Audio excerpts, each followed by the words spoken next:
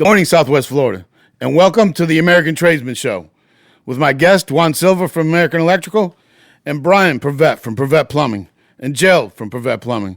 Good morning, fellas. Good morning. So it's something to get. Valentine's Day is coming up, fellas, in a couple weeks. Brian, you going out and get yourself some flowers for your little woman? Nah, get her some chocolates for me. Edible Empty box of chocolates for her. Yeah. Is that because it's a 2-for-1 special or what? You making sure that you get 2 for 1, one for me, one for her? Like a diamond. you just thank her for getting it for you? Yeah. He just says, one's for me, Valentine's, and one's for you. Well, it's coming upon Valentine's Day. It's not there. It's only in a couple weeks, I think. But one of the things that we want to touch base with is about what we talked about last week, right, Gerald? Yeah. Some of the things that we talked about, from cast iron to plastic to PVC to smoke bombs, right, Brian? Yeah. Smoke bombs. I mean, I'm thinking I want to buy a couple of those just for 4th of July, Juan. Oh, yeah. So we can just throw them down the toilet and see what happens. Not the M80s. Not the M80s, the smoke bombs, just to see where the smoke goes. Well, Jill, this morning we wanted to talk about permitting and some of the things that you see every time on a daily basis about going to the job sites and when to pull a permit, right? I mean, that's what this is about sometimes, is when do you pull a permit, Brian?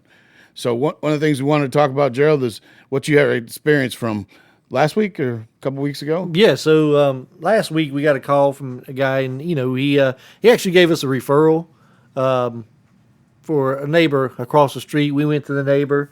It was about a water heater, and she was going on about. We actually talked about this in a previous show. She was going on about she was having a remodel done, and she had absolutely no permit going on. And I mean, they're doing full bathroom and kitchen remodels. I mean, pulling fixtures and showers and everything, and it's all in one guy doing it all. And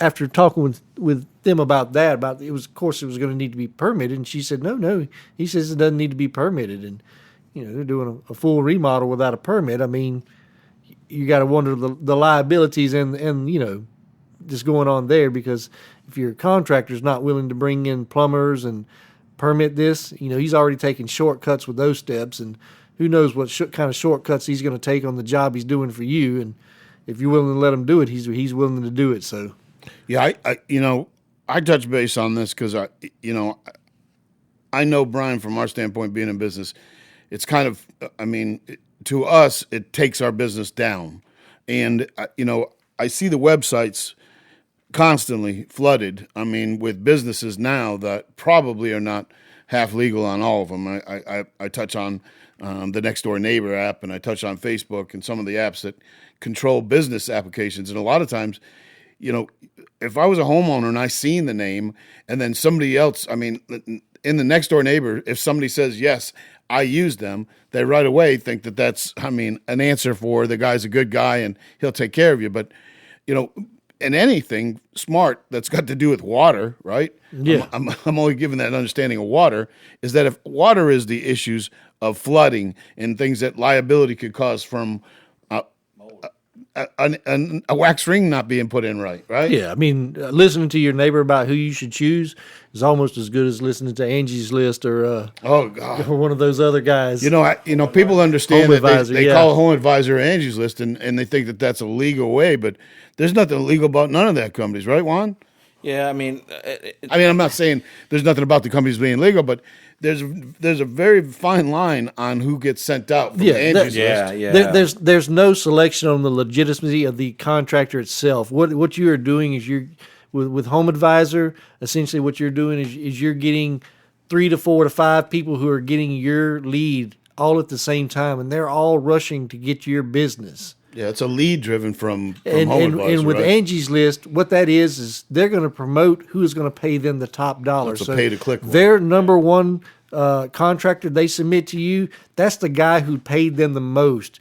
And for them to pay Angie's List the most, what are they charging you? And that's what you got to look at. They take percentage, right? That's correct. Not to say it, but I want the audience to understand this in a slow version of it, that Angie's List, right, is set up based on me, the contractor, paying Angie's List to be on Angie's List. The referral list, yeah. Correct. list. And the more you pay, the higher up on the list you are. And the more times they give you leads, right? That's correct. So the reality of it is that Angie's List is based on paying me, the subcontractor, paying each time I want to get a click.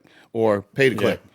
On Home Advisor, Yeah, they send you and 7 other contractors this lead, and you guys have And to it's go fight it for it, out, right? Yeah, they're going to charge each one of you, and even if you're not going to bid on it, they're going to send you and say, "Hey, we got to charge you for it." So they don't care. they just sent me the lead. That's Yeah, all. they don't care about the customer, and that's the key thing. Is you as a consumer, you can go on these websites, you can check these reviews, but honestly, these companies can care less about the job that's getting done at your place or anything like that. And that's something that you have to realize that, if you're taking the time to go through, they say it's free. If you're taking the time to go through and do this, there is a cost for everything. The cost is going to come from obviously the contractor, but if they're not following up, they're just passing the lead on.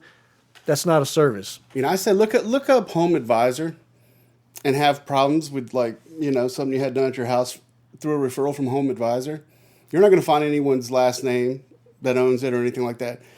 Like with us, if you have a problem with something we do, you can pretty much look at any website. You can look on Collier County Property Appraiser. You can see where I live. Come to my house and talk to me. You know what I'm saying? I live in Collier Should County. we bring lunch? Or Yeah, what? absolutely. If not, I'll make it. Should I But, bring? know, Should we bring Godivas or what? You got to remember that too. A lot of these places are. Yeah, right. You're right. They're not even in the area. No, they're not. It's just a phone number. It's with an funny. attachment. You just touched on the bases that some of these guys are in Miami, right?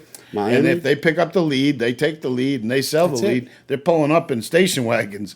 I mean, I've been on the job sites where we used in the past Angie's List. We've used Home Advisor, and then we realized that the competition wasn't even a contractor, right? I mean, a lot of times it was a handyman that said $35 an hour. I'm not sure about you guys, but that's what I'm paying a guy to do the job. Never mind FICA, Social Security, unemployment, workman's comp, a vehicle, gas, license, insurance. And that's during regular hours. That's right. That's right. So there's no competition on a $35 an hour guy from a licensed contractor. And again, I say licensed, but those letters are CFC, right, Brian? That's right. That's right. CFC, not LLC, CFC, right? That's right. And in electrical, it's EC, right? Yep. Ron? EC. So the reality is, I need the audience to understand, is that from a real contractor standpoint, if you don't hear CGC, CBC, or CRC, those are 3 letters in front of those numbers, I suggest highly to start looking at sunbiz.org, right? Yep. And not to say what's the other website, what, Brian? My Florida license. MyFloridaLicense.com. So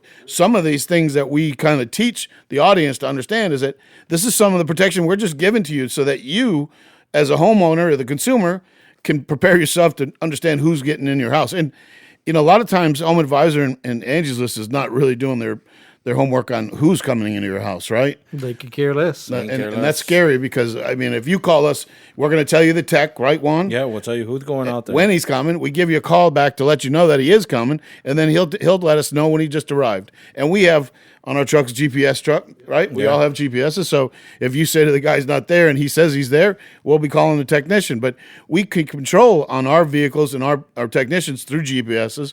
But in the same breath, we're not just some guy that's just going to show up and you're not really going to, Brian just said it, you're not going to know where that guy came from, right? That's right. And same thing. Another company is doing. Amazon is doing. They're selling services. Amazon? We get contacted. I get calls at least once a week from Amazon. So Amazon sells products, as everybody knows. They'll sell you a refrigerator. They'll sell you anything. Amazon is now, having where they've called me at least once a week to have a plumber do the services for the connections for these, doing these home because they're expanding. So that's when that's when it says with expert installation. Correct. And so I get contacted once a week. How's that going to work? Well, make no mistake, I don't buy from Amazon to purchase and put in somebody's home, nor will I install. Nothing against Amazon because I do purchase things from Amazon, but I don't want my plumbing fixtures. So you're telling me that Amazon now is running? Correct. You just said something, so it must be next to the sale. Correct. Well, yeah, when you go to So if I buy a stereo, they're going to have professional install. Well, yeah. Like before, like if you're going to choose the shipping, it'll say with expert installation, and you click on that. So I guess if you got, I'm kind of going electrical world. I mean, toilet or tub or sink. I mean, change out fixtures and plumbing. That would be part of. I mean, so that Amazon is subcontracting you. Correct. They reach out once Just a week. like Home Depot, Right. Lowe's with the big box But see, stores. Home Depot and Lowe's with got in the trouble. installs. when they found out that the licensing, they couldn't I mean, they did fix their own issues by getting a state licensed to qualify Home Depot. And then this is where it's really kind of funny. I really we were a Home Depot installer for years, and then we just got out of it because it wasn't worth it for us, because we're running into, prices that we couldn't even come close to. But one of the things that you're saying is that to me is that if Amazon's now trying to subcontract work out, where's that going to put us in the service world? Well, and that's one of the things, because the very first call, of course, I want to hear what they got to say. So, he tells me the price, and I'm like, there's no way. Oh, he's telling you what they're going to pay? Yeah. You don't get to decide what the pay is. There's no estimating there. No, they decide already what the pay is for the installation. So you're abiding by who's coming up with that rate? Exactly. I hate to say this, but when you said the rate, they told you, was it $30, $40? Or? Well, it's a lot less than what I'm going to charge. And right. I have to think about. Well, they're looking at something. If they're going to do 1 million of these, they're going to get $20, exactly. $30 off of you. Yeah, so they're going to say $50 to you. But they're doing 1 million across the country. They may only do 5 with me, so I'm not going to take right. And do this job for half the cost. Just to get in with Amazon. Listen, one thing I've you're learned, taking all the risk. Correct. Those companies are still going to get their money. Right. You are you're going to get your money cut. Well, I think Amazon probably be a fast pay. But we won't do them, because you know what? We're going to get that money when that guy that comes and installs it, he's not going to be qualified. He's not going to be certified. He's going to hook something up wrong. We're going to get called because something's flooded or popped loose. Or and not that's only when that, we make our money. There's no right. warranty there. So somebody's fault is my money, right? Amazon's not going to offer you a warranty on their products. So if you buy a kitchen sink from Amazon, ask them about the warranty. Where are you going to go? How are you going to obtain a warranty from Amazon? I got to say, Amazon's blowing up. It's the first time I heard about them doing service calls, though. Yeah, so they'll be building a house. That's the biggest issue. I think they'll be sending houses on crack. Big tractor trailers will be going down the street and say Amazon. They even got into pharmaceuticals. Now they deliver a pack of your different medications. If you have dailies, right, they'll package everything Brian, together. You got dailies? No, but I used to have them deliver those back boxes of the Magnum ice creams. You know what I'm talking about? Those things are awesome.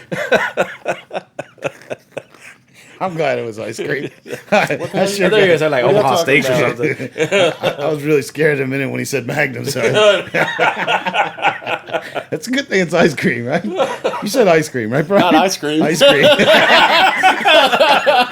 You screamed after the Magnum? You scream. We all scream. We all scream for ice cream. Is that what it is?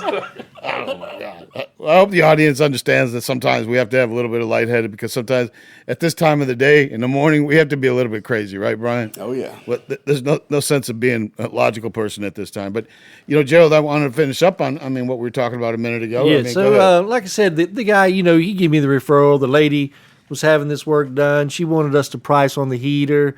And she got scared automatically when I mentioned permit, but she's in an attached unit. That's considered commercial in Collier County. And, of course, to change out her water heater, I was going to have a permit. So, with that being said, she figured, well, I can find somebody else and they're not going to have to worry about the permit. And, with that also, you don't have to worry about it bringing it up to code. And that's the key thing. If it would be done by, somebody who's going to permit it, Collier County's going to ensure that. Make a long story short, he also needed some work done. Wanted to take out a tub, put in the shower. And that was one of the things there. Hey, what's it going to cost? And it's going to have to be permitted. And he's like, well, I had 2 other quotes, and none of those said anything about permitting. I said, well, you're in a commercial building. It's got to be permitted. Now, if they wanted to take that risk, that's on them. I said, but, my company, my license, and I'm not going to do that.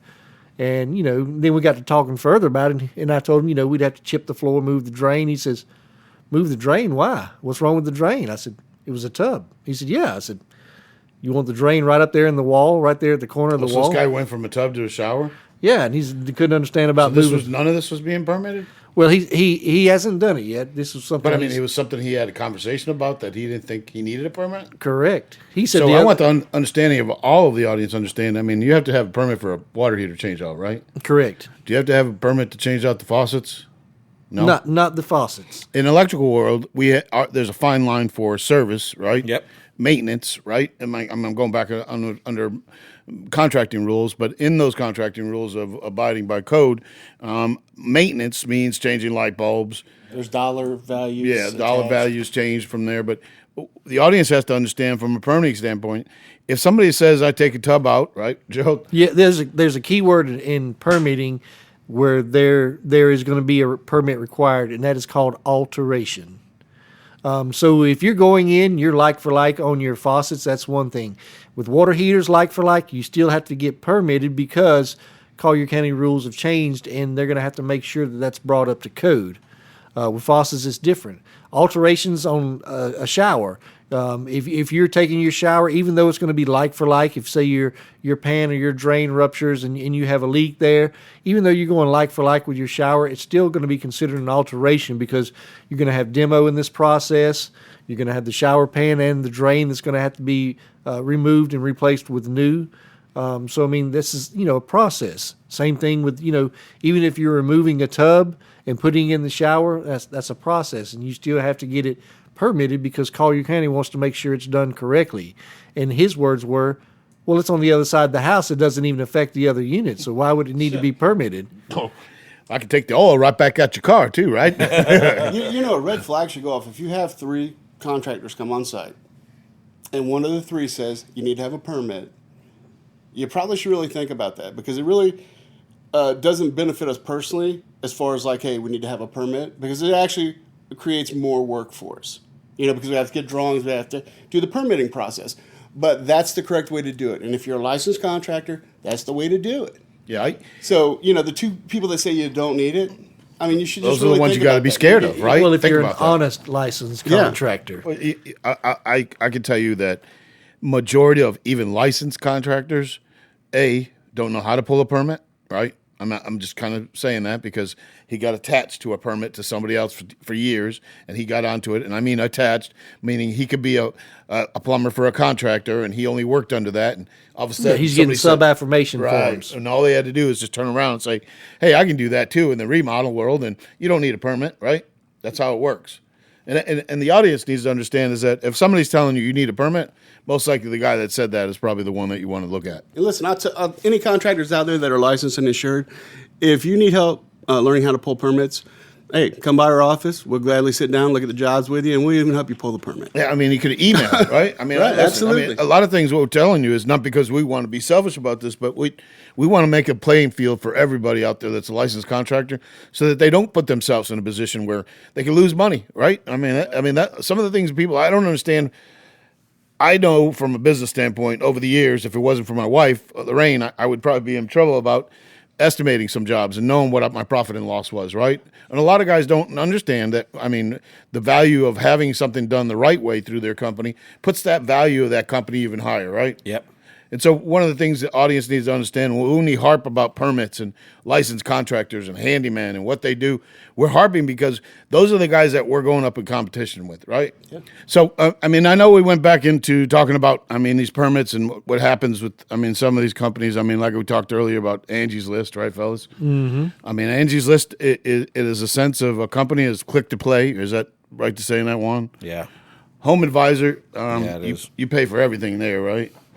So. Yeah, you pay what you get, and honestly, what I'm more concerned about is as you're paying for a service for referrals or leads, right? And let's just say, unfortunately, you're going against another guy, and the other guy says, "Hey, you don't need a permit," and you're the legitimate contractor that comes out and says, "Yes, we need to pull a permit for this project."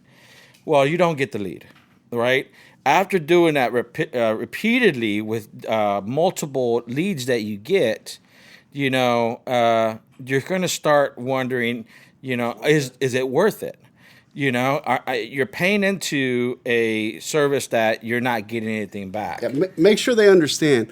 You're not paying only if you get that lead and you get that job. All the plumbers that get that notification on that lead is paying a certain percentage to get that lead, right, whether they get the job or not. No matter what. Yes. At some point, that's got to start having a negative effect On anybody if you're not right. if you're number 2 on every job. Yeah. You're or in number trouble. 3. Or not. And Number 2 is kind of crappy. And truth be told, if you are a legitimate contractor, that may be the case that you're going to be number 2 because you're following the correct steps. Right, you're taking in your license into consideration. You got your guys trained, and you're providing the things that they need. So versus the guy who is not doing the correct steps. So a person like that would say, a contractor like us would say, you know what, I'm not going to play this game anymore. I'm not going to spin that wheel anymore. You're right. Most of the good companies would probably say, and we did this years ago when Angie's came out and Home Advisor, and we thought it was a good thing. And then we started to realize that the competition wasn't even close, right? Yeah. I mean, I can't have a guy show up in a station wagon with 2 kids in the back seat and said, "I'm going to go get an estimate, honey. I'll be right back." Right? Yeah. So the point I'm trying to drive here, Anthony, is if we exit the game and the other players are still in that game, and if they run into that situation where they're not the first person that gets awarded that contract, where are they supplementing that loss in money? So is that getting put onto the next person in their bid? So just think, if you're that second Eventually, person, they start to do it. they start to do it. They add it on to. Yeah, they eventually. We did work. We do a lot of work for property managers and international companies, right? Yeah. You guys do too. And See? and not those international. I say international. Wee. Nationwide, maybe Nationwide. nationwide, but maybe international. But they give us a set amount of time a lot of times on those quotes, right? Yes. We go in, and then when we do these quotes, a lot of times that we have to give them the hours, Yep. and tell them exactly what we're doing in these stores. I mean, we work Get for many signed stores, in, signed out. stamped in, stamped out. Yep. And we do a lot of that work. I mean, from American Electrical, correct? Yeah, and they'll give us the NTE, not to exceed. Right. So at that moment when we review that work order, we'll say, okay, we can meet that not to exceed to a certain point. And that's the communication that we provide with the facility manager. Once we get onto the job site, we'll look at that, we'll assess the job, and then we'll say, you know what, we're going to need to call in for an increase in that NTE. That way we get the approved work for that. So those are the many things that we run into working for nationwide facilities, to where we can get that work and get it done for them. Yeah. We actually used to have a few companies like that we did stuff for. Those are pretty good setups. They're not so much the lead where you get a lead and you go out. Who's the one we used to do a lot of stuff for? And we'd have a certain limit when we'd go out there. They weren't too bad. The maintenance service. Yeah. I can't remember the name of Was them. it Home something? It wasn't. It's something they change names Yeah. often. So, but I mean, yeah, they're limited to caps, and they always call you after hours is the big thing. And most of your Yeah. So it usually works out pretty good. A lot of times, I mean, not to say, but the international, national, whatever, nationwide companies, a lot of them tell us exactly what we got to spend, and not to say it, they understand what it has to be. Yeah. So it's some of the things. If you are a company that is out there that is looking for electricians or plumbers to do some of the work, I mean, we'll be more than happy to get a hold of us over at Prevett Plumbing. Don't fret. Call Prevett. What's that phone number, Gerald? 239-596-5533. Over there at American Electrical One. I'm going to give them that phone number. Yeah, give us a call at 239-353-4389. What's that website, Juan? www.americanelectricalservice.net. Gerald? That's PrevettPlumbing.com. PrevettPlumbing.com. Hey, Gerald, who's that? Who do you call when you're wet and moldy? B&K Water Extraction and Mold Services. Say that one more That's time. my plug. Say it again, Brian. I want to hear it one more time. Who do you call when you got a mold? When you're old and moldy. Old and moldy? Or wet and moldy. See, I got you now. Yeah. B&K, right, Gerald? Yep, B&K Water Extraction and Mold Services. What's that phone number? 239-398-9834. Say it again, one more time. 239-398-9834. Or you can go to the website, bkwaterandmold.com. bkwaterandmold.com.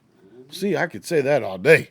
Yeah. Well, I want to get back over to electrical. What do you want to talk about? Post lamps or light Yeah, I bulbs? want to talk about community post post lamps. Community post lamps. I got called into a community in East Naples, and they're looking to replace their post lamps.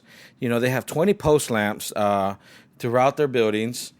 for the parking lot lights and up in front of the building as well to illuminate their parking and their walkways.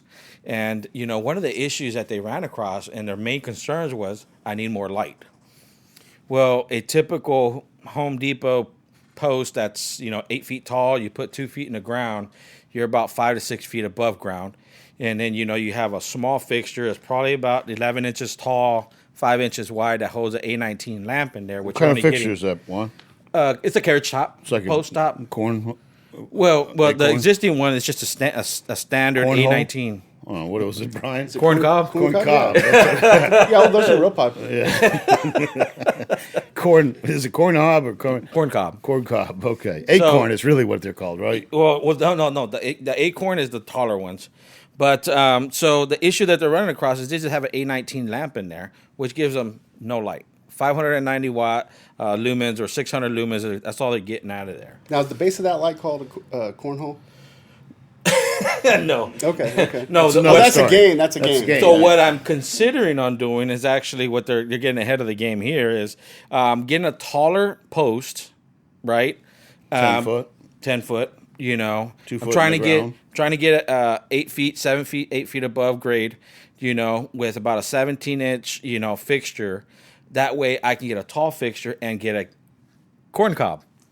I can get a corn cob LED. Sit on a cornhole.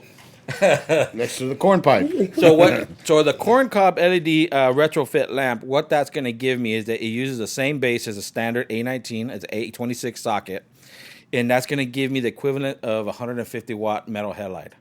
So I am getting great lighting out of that. So what size is the LED bulb? The 66 LED or- bulb, wattage wise or dimension wise? Well, you just said it's equal to 150 watt. I think that's going to be around 88? 22 or 20, 22 32 watts? somewhere around there. So it goes from 22 watts. It goes from 150 watts to 22 watts. Yes. So you're talking about almost 4 times the savings. Yes. Yeah, that's if you live in the community in the association. If there's association managers listening, we're retrofitting now post lamps throughout communities. I mean, that's something part of what we're doing right now. But Juan, I'll let you finish up on it. But Yeah, so when I'm going to be doing that, the beautiful thing about a corn cob lamp is it has LEDs that shoot across 360 degrees and actually upward as well. So that's giving me general light all the way around. And their fixtures that they had installed in there, 20 years ago are just way too small for the application. I just don't know how they even got by with it, to be I honest. heard you earlier. I mean, the light shines upward, right? Yes. So if the audience understands, a lot of people always used to think that the light shining upward didn't do much, but the light shines upward into a reflector, Yeah. and then which in return throws the light down. Drove the light downward. Exactly. So you'll I get a don't bigger live in paint. like one of the gated communities, but I am out there in the estates. Now I have pole lights out there, you know what I mean? Like out by the barn and stuff Yeah, like that. Could you do the same application on those? Yeah, or- definitely. So Nice. a barn light would have either a mogul base. It may have a mogul base, which is slightly larger. But yeah, we can retrofit those. And the beautiful thing is that these sockets are rated, for X amount of wattage, right? And that temperature. We're not using that much power with these LED lamps anymore. So we can get by, put something slightly larger in that socket to give you a little bit more illumination. Yeah, a lot of times the barnyard lights, the old school ones that came out with a big arm on them. Right. We retrofitted a lot of those because the photocells were always giving problems, right? The photocells, and you can never replace the ballasts. You always had to replace the had whole a whole fixture. fixture. Definitely have to have you guys fixture. come out then. Yeah, I can tell you that, with the LED world, what we talked about on the show last week was some of the things we talked about. But post lamps and heads, we're changing those out. Right now from a community. Yeah, we're going to be changing them out. And so when you do things like this, you have to take into consideration future. I always like to do that. Plan ahead. And one of the issues is 9 out of 10 times, these posts are driven in the ground with direct burial wire sitting right on top, right underneath that What kind of post. wire, Juan? Direct burial. So what kind of wire is really direct burial? Is that orange wire, or No, not extension cords. is that the orange wire that's part of the house, or is that stuff you can put in the house, or No, well, it's it's direct a certain burial type wire. of wire? What's Yeah. direct burial wire? It's- To the audience, let's kind of educate them. What is direct burial So wire? direct burial wire is UF wire that it's rated, sunlight rated to be buried in the ground. And we have to bury that 18 inches deep. But you said UF. I want the audience to understand what UF stands for, right? Underground feeder.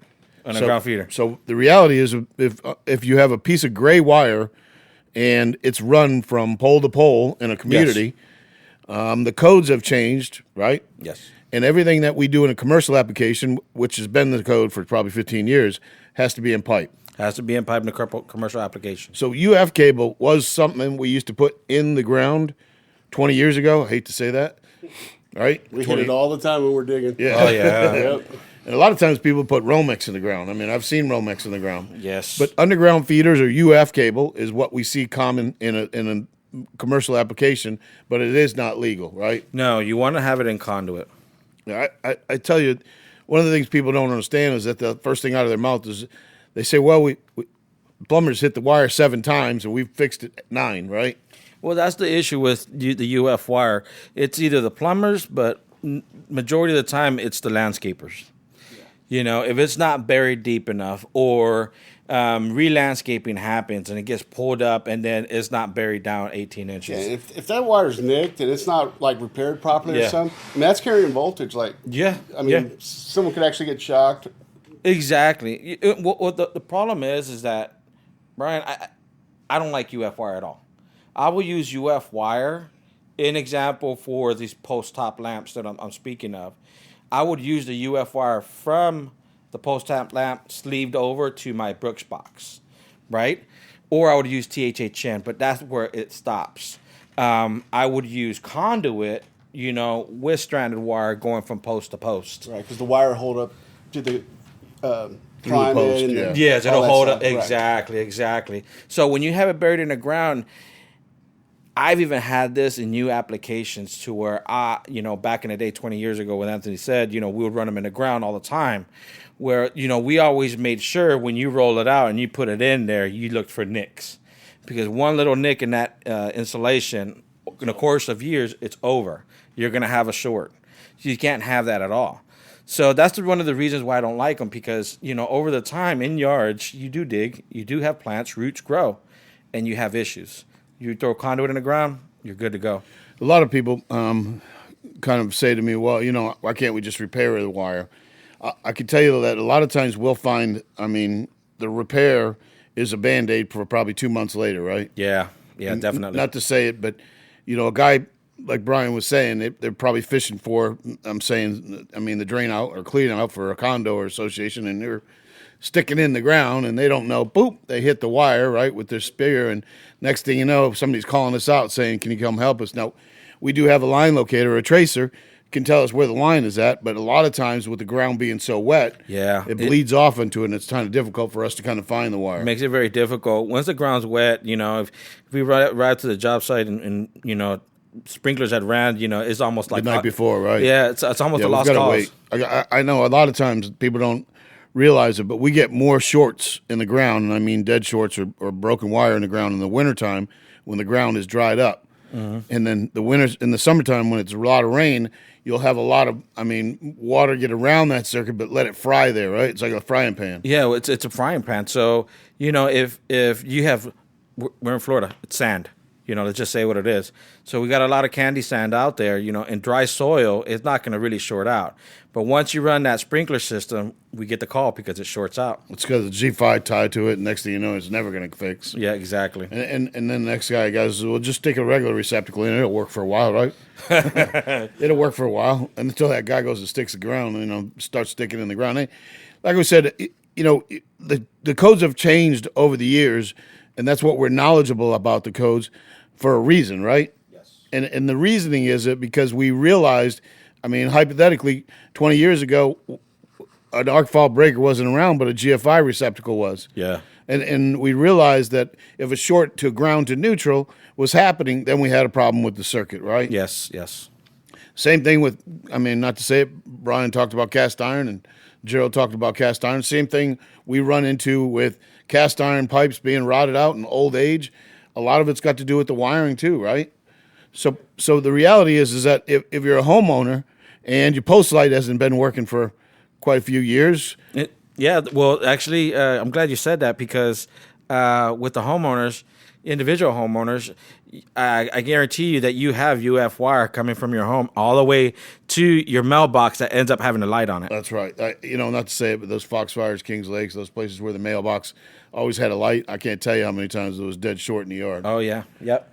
And it's got to do with the age. I mean, when we get older, right, Brian, things start to go bad, right? Yeah, quick. I mean, I don't have a lot of Magnum ice creams, but I can tell you it goes bad, right? I'm looking for those ice cream cones, though. Well, again, we talk a lot about, some of the things that's new products, right, Juan? I mean, new products is this, the GPS things that we had for these post lamps, and that's one of the things the community association you're plugging in, right? Yeah, so that's one of the things that we're going to be doing for them as well, is we're going to be installing the GPS light lock. They do have building lights, and they do have the post lamps that are two separate systems with photocells. So once and I explained this, is once we put these on the GPS light locks, they are in sync.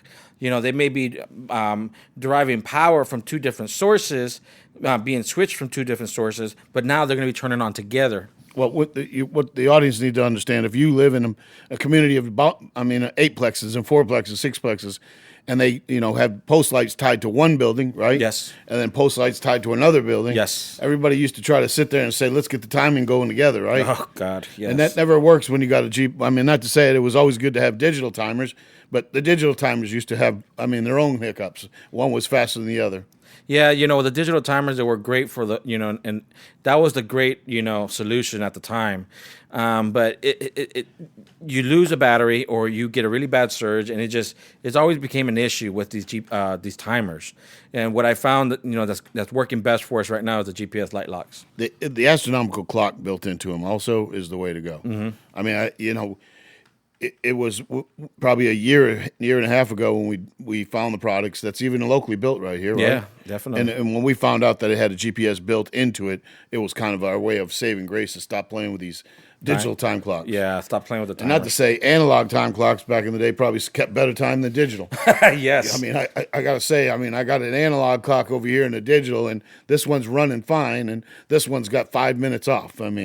So a lot of things that we're doing from a standpoint of commercial is obviously changing the wire from UF cable to the code for PVC, which is code, to pull a permit for it, right? Pull a permit for it. So as I was saying earlier, we got to take in future application in mind here. The existing post, they just drive into the ground with the UF wire coming right underneath it.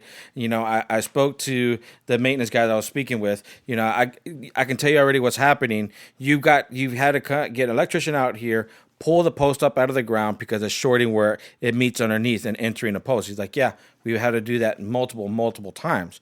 I was like, so in my application, what I am doing is I'm actually sleeving out of the pole, putting in a hand hole. Now, basically what a hand hole is an electrical junction box that sits in the ground. That way we can service that pole without having to rip it out of the ground. Not to say it, but it's a regular valve box for sprinklers, right? Small round box. It's a small round box, it says electrical on it. Yeah, nowadays people have to understand from a electrical standpoint, we run into a lot of issues during the wintertime with maintenance, and one of the things is wires being shorted out all the time. Yeah, so, like I said before, it's always going to be the weakest link in any electrical system is the terminations. So if you make your terminations difficult to reach and to service, then it just makes the job even harder. Yeah, what we find a lot when we're looking for our plumbing pipes around the building, exterior of the homes or commercial buildings, we'll see the metal conduit coming up that's electrical, and it's all rusted and rotted out. Yeah. Sprinklers. Yeah, and you just think, because all the water gets in there. That can't be good. It can't be good at all. Actually, I'm glad you mentioned that because we did a whole remodel on a house, and that was one of the issues to where I had to. It was a larger home. They had an MDP. It's a main distribution panel, and out of the MDP, they ran rigid conduit, which is galvanized conduit, down in the ground through the slab, over to the house, and it went up. The house was on stilts. And, at that portion where it exited the ground, it was all rusted off, broken apart. Well, the problem there was, back in the day, they used a rigid conduit as the grounding system, the equipment ground. So once that broke apart, that panel no longer had a ground, which was very dangerous. So, I did away with all of that. We ran new conduit, PVC conduit, and we had to repair that. And then you drive Ground rods, right? He would drive ground rods. Now, I noticed you electricians, they use that, what is it, electrician lube? When they're pulling all those wires. Have you ever had any problems with that lube? Breaking it's down the wires or the coatings?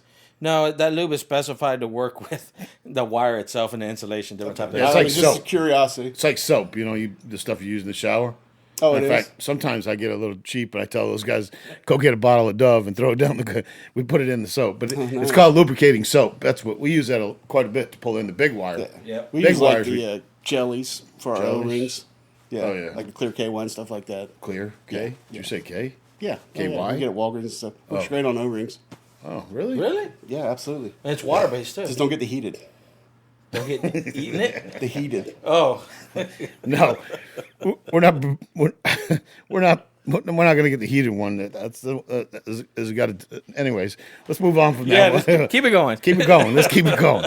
Heated. Gerald, want to bring you back in on that heated lube or water he's selling over there. I'm not Water-based selling or anything. petroleum? Water based. Not selling anything, snake oil, lube, or anything. What about ice creams? Nope. He's out of the ice cream business too. Nope.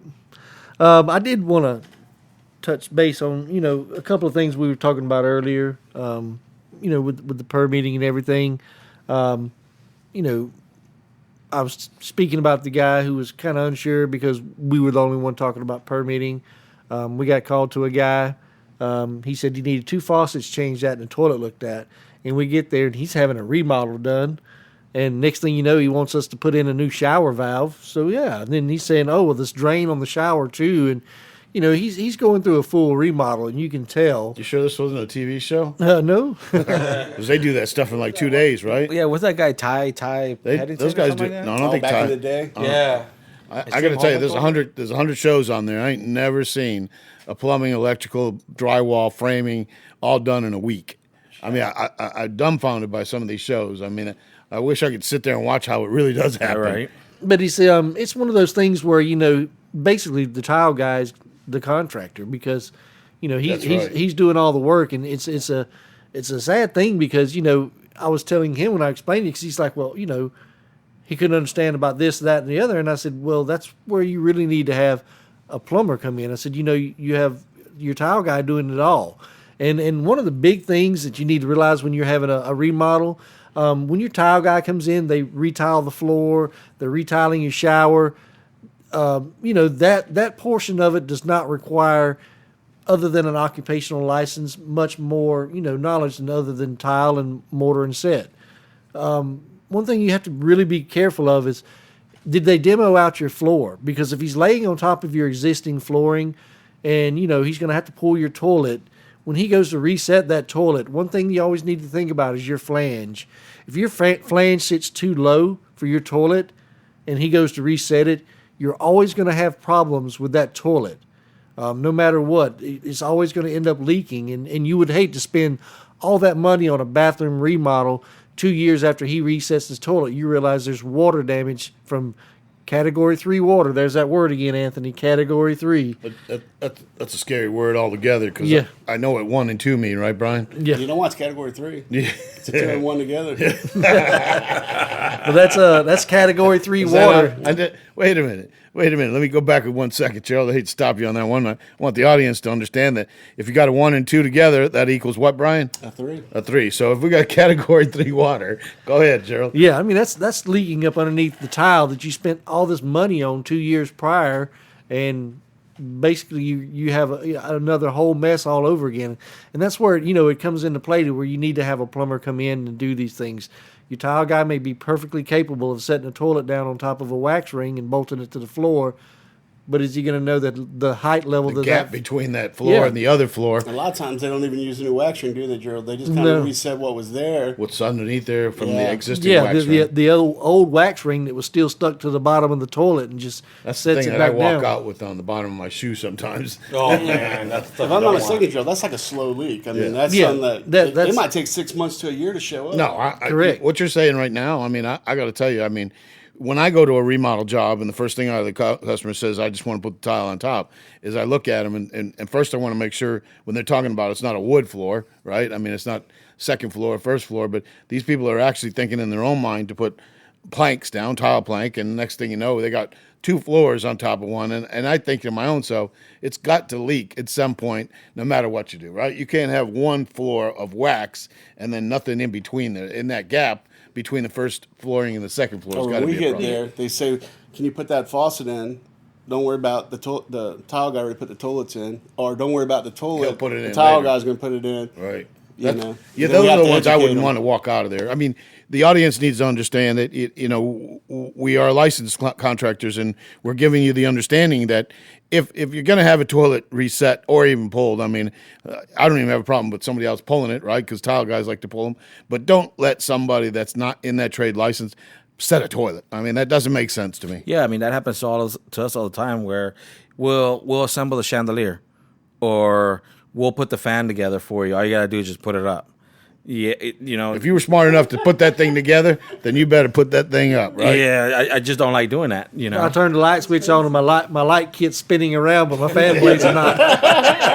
Anybody heard of that disco ball going around? That's what we got. Yeah, in life. that's the key thing is to bring in somebody who knows, because while the tile guy may be capable of setting the toilet on there, the one thing a plumber is always going to do is inspect that flange, because if you have cracks in a flange, that can be a big problem. So on the ears of a flange that hold the bolt, if there's a crack in that, over time from you getting up and down on that toilet, it's going to shift that toilet and cause a leak. The other big problem is if there is a crack in the funnel of that flange, you will never know it, but either the floor below you or the person below you on the next level down will know, because like I said, that water is going to leak through through that little crack in that funnel on the flange, and that wax ring does not cover that. It just sits on top of there. So Cast iron, I mean, not to jump on you, but the cast iron we talked about ain't cast iron. I mean, that's the flange that you would have, right? well, some of them still have PVC flanges, but that's Do the they? same. Well, they come same up ins- and then they put it. One of the, and Gerald can contest this, one of the funniest calls we get is we'll get a call and we'll go out there and the lady or gentleman will be like, yeah, I was in my bathroom using the toilet and water was dripping on my head from above. Oh boy. So, and they can't grasp one the toilet's concept right that there's there. a toilet above from their neighbor right above there. Is he taking a shower at that point? Right. We'll either open up the ceiling or See we'll what's go up. upstairs and flush the toilet, and of course it'll start dripping immediately, and then we have to come downstairs and inform them that what was actually dripping on their head was their neighbor. Oh. Because They're their number neighbor 3. used the toilet, flushed That's it, when and as it was category 3, discharging right, and Gerald? leaving, it was Yeah. dripping on their head. Category 3 comes into play on that. and the biggest thing to realize about that, you always hear this from the floor above, and I actually heard this earlier this week. There's no water on my unit, and that's the key where I'm getting at about water will sit up underneath that tile. I had a guy tell me, I went in, there's mold all in the bathroom, so I go in, the drywall is drooped, the tape is showing. I don't automatically know there's an introduction of water. There's only one fixture in that area, and that's the toilet from above. And of course, I cut it open, and it happened to be the guy from upstairs come down, says, "Oh yeah, it can't be from my toilet." He says, "I have no water around my toilet." I said, "Yes, sir, I understand that." I said, "But that doesn't mean anything. Water can travel up underneath the tile, and you'll never see it." He says, "It's impossible." I said, "Well, go flush your toilet, and we'll see." He calls his wife. Wife goes up there. She flushes the toilet. He's standing right there, and the water starts pouring out and splashing everywhere. And he says, "That water's coming from my toilet." I said, "Yes, sir, I tried to tell you that." That's like He God, said, if right? that came from downstairs up, you better start calling that guy Super Soaker. That's right. Yeah. I can only say everything you're saying sounds like everything's from above. It's like God, right, Juan? I mean, Yeah. he's from above. You can't see him, but he's there, right? You know what happens a lot of times because it's a no-fault state. Nobody wants to, Take the fault. right. Person below doesn't want to deal with anything. The person above, nobody really cares because each is responsible for their own. But that's changing with a lot of the condo associations. Yeah, the and the bylaws associations. and- A lot of the times, I got to say, when I hear some of the problems in the condos, the manager of that condo is the one that has to be, Right. diligent on what he's doing with licensing, right? Yeah. Well, let me ask you this, because there's been plenty of toilets that I've been on that rock back and forth. What causes that? So the base up underneath the toilet, a lot of times it could be the base is not set good. So we grout up underneath the toilets. There are a lot of let's back up. Were you sitting on the toilet or rocking on the toilet? Well, I was sitting and rocking. Okay. Go ahead. Once I found that it rocked, I kind of rocked. You got to switch to country music. Scared me on that This one. ain't Not the, ACDC. this ain't the front porch. So a lot of times that can be from several different things. A lot of companies will use silicone. We use grout only up underneath the toilet. The reason being, once the grout dries, that's a solid, firm base for that toilet to sit on. If somebody uses silicone, they're just sealing it. You're actually not giving a firm base for that toilet. So if somebody sits on it, it's going to rock. And the biggest problem with silicone up underneath the toilet, it's going to shrink. Give it a year, and that it's shrunk. It's pulled back.